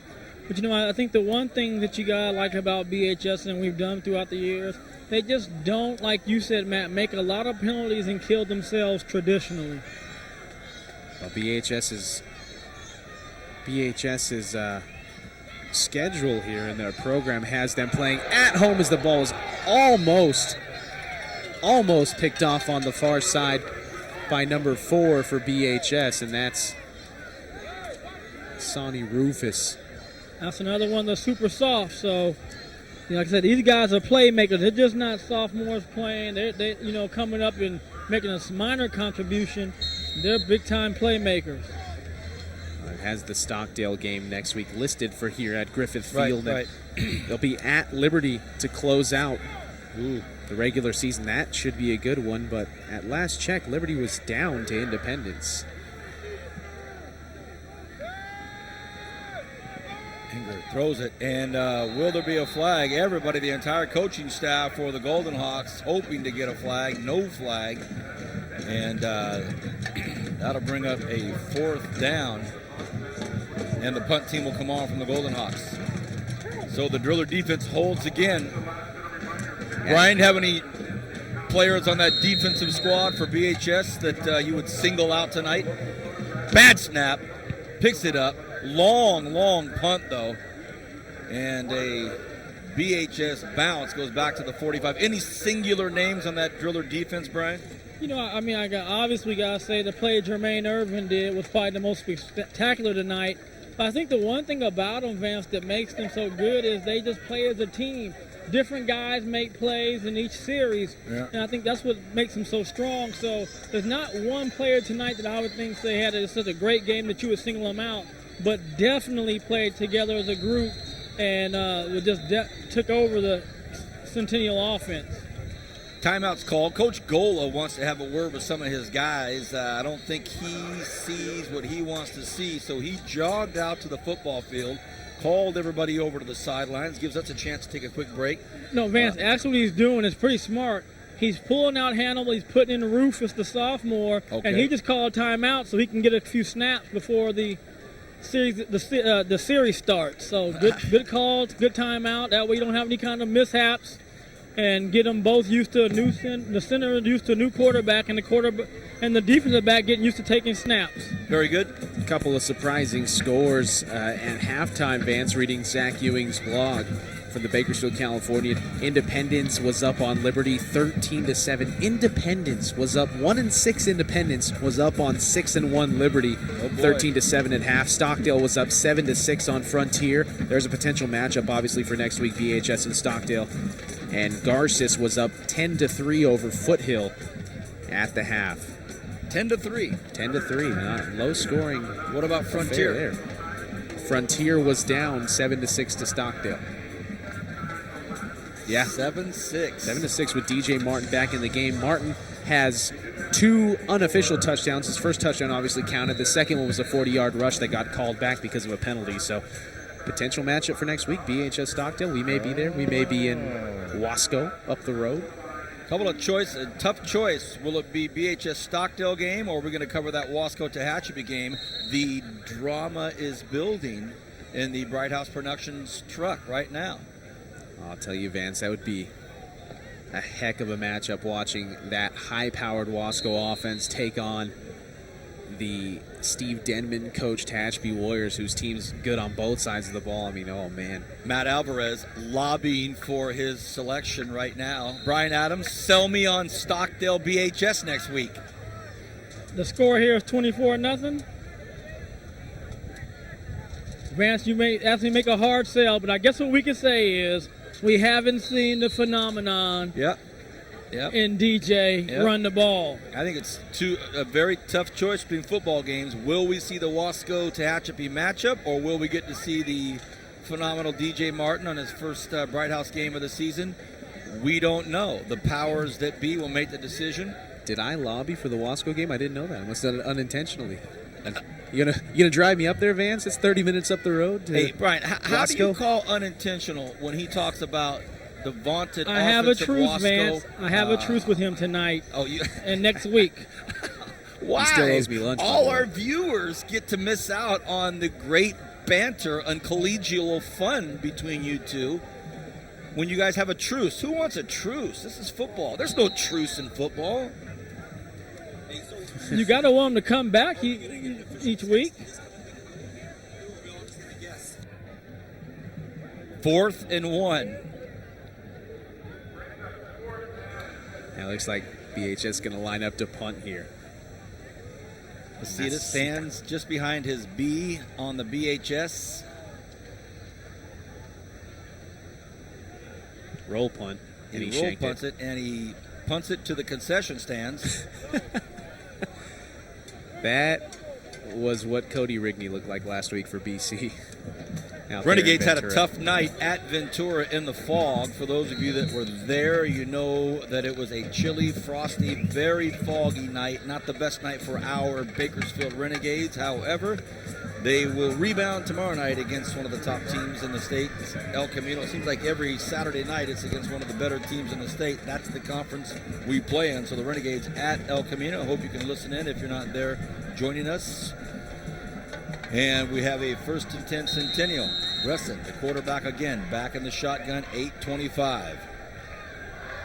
The 2-0 Centennial Golden Hawks trying to keep from getting shut out. And the head hunting has begun out there for Breston. And Shaq Garrett making a run at Breston here at the end of this play. Watch this, Kern County. You're looking at Breston thinking he's got some time, thinking he's got a pocket, and then, let me get down. Yeah, the pocket collapsed at the very end of the play, and Garrett able to swallow Bresson up. You know, I listening to Coach Chudy at today's practice. He said that the Gades, they still have a lot to play for. If they win out, they could possibly make their own bowl game, the Golden Empire Bowl, get a lot of fans in the seats one last time, besides next week's home game.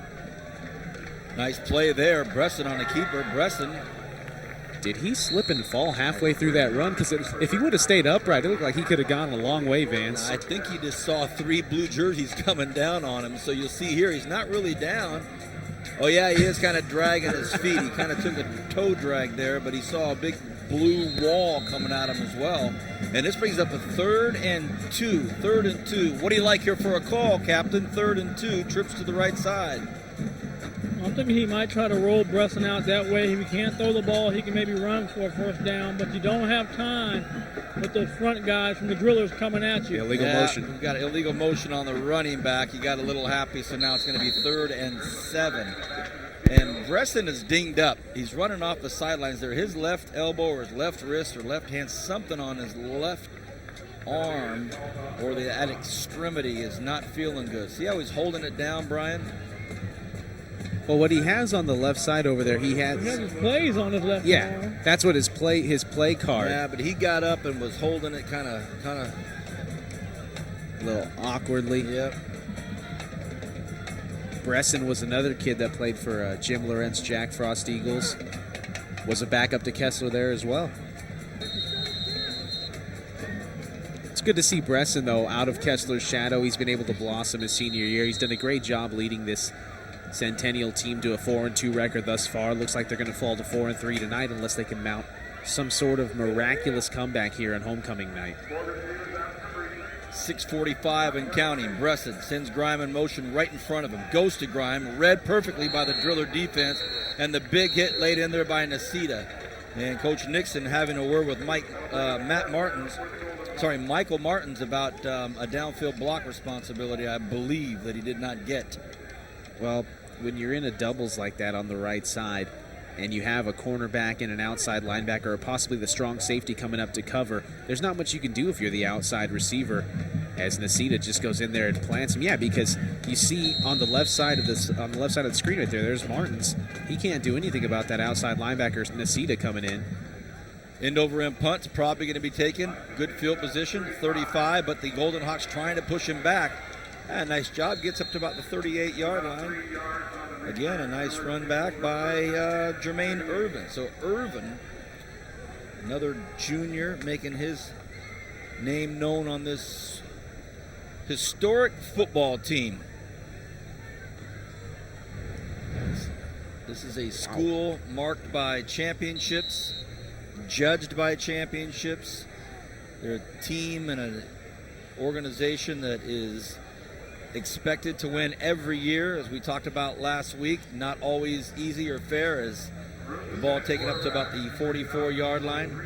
Now, Brian, did you ever feel that when you were in the blue crew, like, hey, we have to win? My senior year, Vance, you have to understand there was a period of about 20 years where there was not much winning for the driller tradition. And, unfortunately, fortunately and unfortunately for these kids, we've been winning as drillers since the late 80s.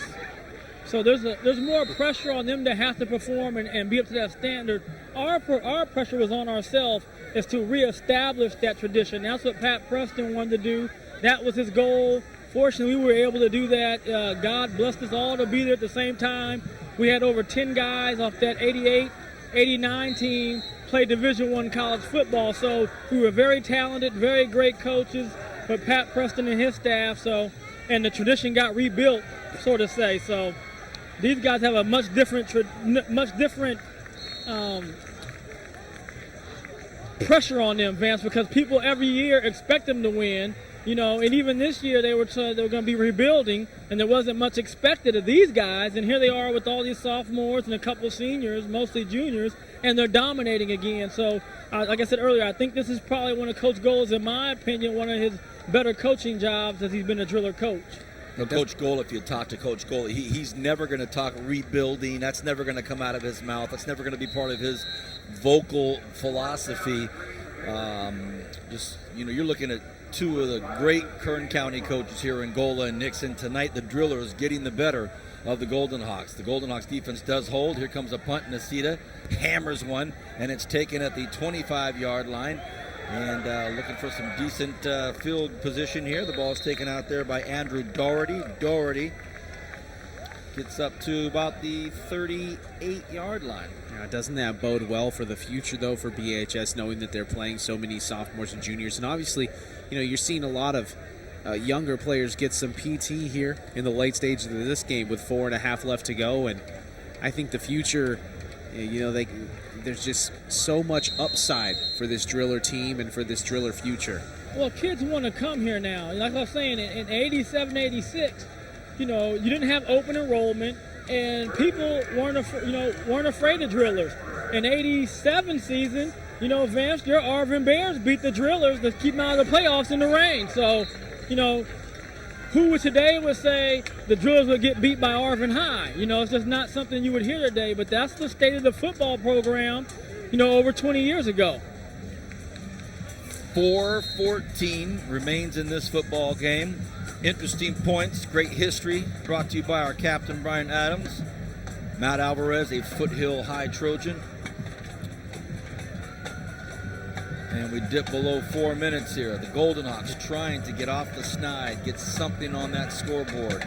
Driller defense trying to say no, or saying no as we speak, but we'll see how it goes. Bresson audibilizing. Fumble. Picks it up, throws it. Ooh, dangerous from the very beginning. He dropped it, picked it back up, and threw it out into the area of Darius Dallas. And Darius Dallas, as Brian said, son of a Foothill Trojan, Mike Dallas. Ooh, sketchy stuff here. Yeah, Bresson, if I was Bresson, I would just either thrown that out of bounds or just fell on top of it instead of trying to make something of it right there. I mean, there's just too great of a risk to throw it out there and to Doherty with a man on him, Brian. Well, I think at this point you gotta throw the bucket out the window and just go for it. I mean, if they grab it, what's the difference? Bresson floats one out to the corner, and it is out of the reach of Elijah. He wanted it. It was intended out there for Kobe Minnie. And with 3.5 left, 4th and 15, and Coach Nixon saying, let's just punt this football and get it out of here. With all the talk of the drillers and the Arvin Bears back in the day, and me being a Foothill alumni, I'm going to have to add that Foothill have a couple good teams back then with Coach Permenter. And Brian, how was Foothill back when you were playing? Foothill was all right. They were not the team with Rashawn Sheehy, who was after me, and Joey Porter and those guys. But they were a decent team. Like I said, they were a team. That's how I was telling you about that trap game, because I've been there. When you have these games where you're not playing competition, you're blowing everybody out, then you have a quality team who can beat you if they have a good night, and you end up getting stuck in a battle. And that's why I was telling you about that last week. But speaking of Foothill Trojans, I bumped into Lonnie Shelton, who Vance arguably might be the greatest athlete ever to come out of here. When you start thinking he was a high school All-American in 3 sports. Wow. Lonnie Shelton. Track, basketball, and football. So, that tells you what level he was at. I've had the pleasure and honor of interviewing Mr. Shelton and attending his camps when I was a kid at Arvin High. Unbelievable. 1st and 10 instead of the scoreboard saying 4th and 15. And oh, what a nice move. A fake option. And he's still on his feet, still chomping up yards. And so now we're going to see Aswani Rufus, the sophomore. Well, that was sweet. Well, his counterpart, Joe Bresson, got his numbers back. 5 of 17 for 15 yards through the air for Centennial. I mean, that's just a testament to how great this BHS defense is, constantly pressuring Bresson. And you see on the other side of the ball, Rufus able to just rack off about 50 yards on that run, gets all the way down to the 21-yard line as Rufus is going to take the snap. 2 wide, 1 wing, 1 in the backfield for Rufus, who's under center with 2:51 left to go. They send the man in motion. Rufus hands it off up the middle. And with the ball's number 20, Jonathan Malone. Picks up a couple yards. And more pink towels go flying. Matt, if you're Coach Nixon, where do you go from here? You have to realize that you just got beat by a superior team. However, they shot themselves in the foot, Vance, with early penalties, early turnovers. Centennial could be in this game right now. I'm not saying that they would be leading or that. It's a good point. It would be a closer game, though. It would be much closer than what the score indicates. Obviously, a 0 on your side of the scoreboard is very disheartening, and I'd be the first one to tell you about that. I got shut out 4 straight games my senior year. And it's a very disheartening feeling, but at the same time, BHS, like I said last week, and we kind of argued about it, but BHS is in a different world right now. I think the Frontier game really woke them up. It woke them up, saying like, oh, hey, here's what we're in for, guys. And they knew that this Centennial team was going to be a team that wouldn't necessarily just lay down for them, and they didn't. Centennial's defense has kept this score 24-0 because if their defense were playing as bad as their offense right now, it would be looking ugly when you open the paper tomorrow morning. So if you're Coach Nixon, you have to rest on your laurels, and you can't be too disheartened about this, and you just have to put it behind you and look forward to the next game. Rufus keeps it, gets brought down about the 14-yard line. All right, Cap, you're Paul Gola. It's homecoming night. You've performed well in front of your home crowd on Legacy Night. What do you go under the tunnel and tell these guys in the Blue Crew? Well, first of all, defense, way to rebound from last week. We were a little rusty. We didn't play the defense that we know how to play last week. We hadn't been challenged in a while. We came out tonight, played good defense. But I'm not going to be happy with my offense because my offense really wasn't explosive. 7 of the points of the 24 were scored off an interception return, and then one of the touchdowns was basically a short field after a muff punt. This is really their first drive as Rufus goes in to score. Since the early game, since the early part of the ball game. Very good. Touchdown, Drillers. Aswani Rufus was not going to be denied. He was hit early in that play and drug a couple of Golden Hawks, at least one Golden Hawk full time, into the end zone. He absolutely positively wanted to get into the end zone. You take a look here, he's hit pretty much at the line of scrimmage, and he just decides to carry. Reggie Harvey says, see you later, and I'm going in, and never went down. So touchdown, Drillers. The sophomore gets in, and now we'll see Parker Campbell do what he does. And that's a beauty. It's up against the brush in the back. So the Drillers 31, Centennial 0. with 40 seconds remaining. For all of you St. Louis Cardinals fans, congratulations to you. I'm sure you're pretty happy about things. You were one strike away a couple of times last night, and now you are Major League champions. Congratulations to all you Cardinals fans. My family lives out pretty close to St. Louis, so they're pretty excited. Not my whole family, but a big part of them. Are the Texas Rangers becoming the new Buffalo Bills? The 2 in a row. I mean, they came so close. Well, I mean, last year they were a little overmatched with San Francisco, but nonetheless, this year they were 2 times one strike away from being the World Series champions. And that game should have been over last night on Freese's long ball to right field. Should have been done. Vance, I was just going to say that. I was going to say, I don't know a lot about baseball. I didn't play a lot of baseball.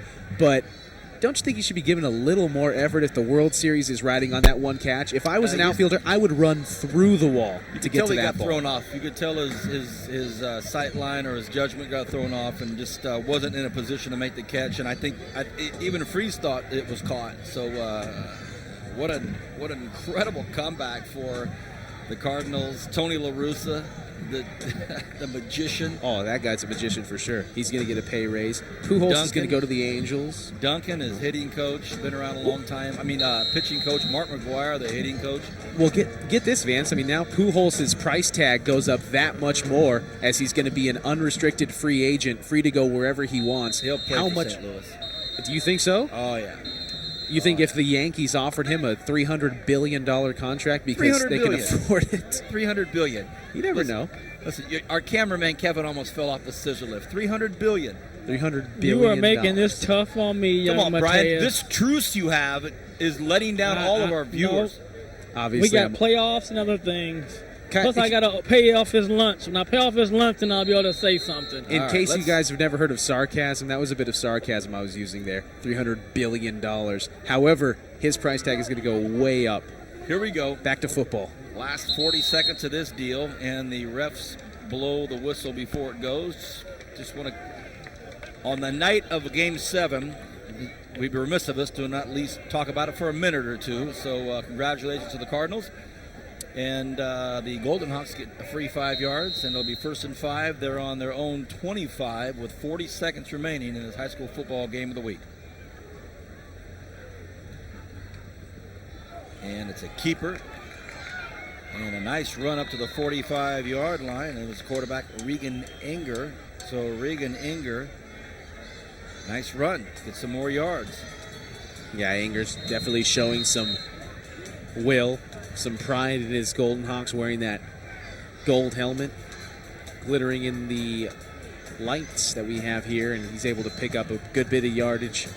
1st down for Centennial. Regan try to do it again this time, doesn't get it to go. And I believe that we're going to start shaking some hands. We see the Centennial coaching staff walking on the field, and we're about to see the BHS staff walking on the field. For our director, Bernie Johnson, Tony Ombras, Zach Flores, Dave Barnes, Kevin Willie, Brian Adams on the grass, my partner Matt Alvarez. I am Vance Palm. We sure hope you enjoyed Bright House Network's high school game of the week. BHS homecoming 31-0 over Centennial. We'll see you next week. We don't know. Will it be BHS Stockdale or will it be Wasco Tehachapi? Tune in to find out. Good night. God bless.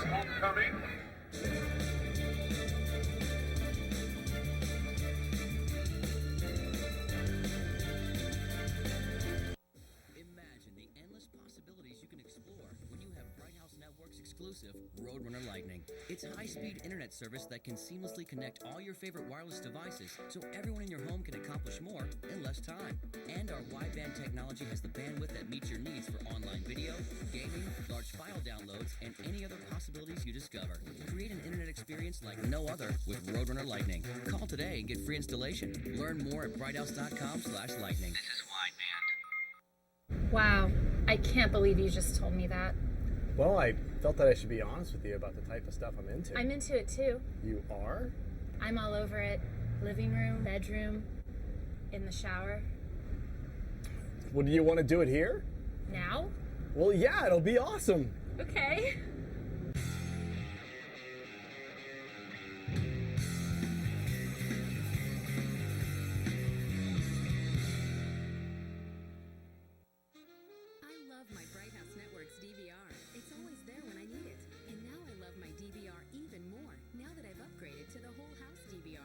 I can record my favorite programs in one room and watch them on any TV in my DVR network, with options to record up to 120 hours of HD shows. More rooms, more flexibility, more love. Learn more about Bright House Network's Whole House DVR at brighthouse.com/DVR.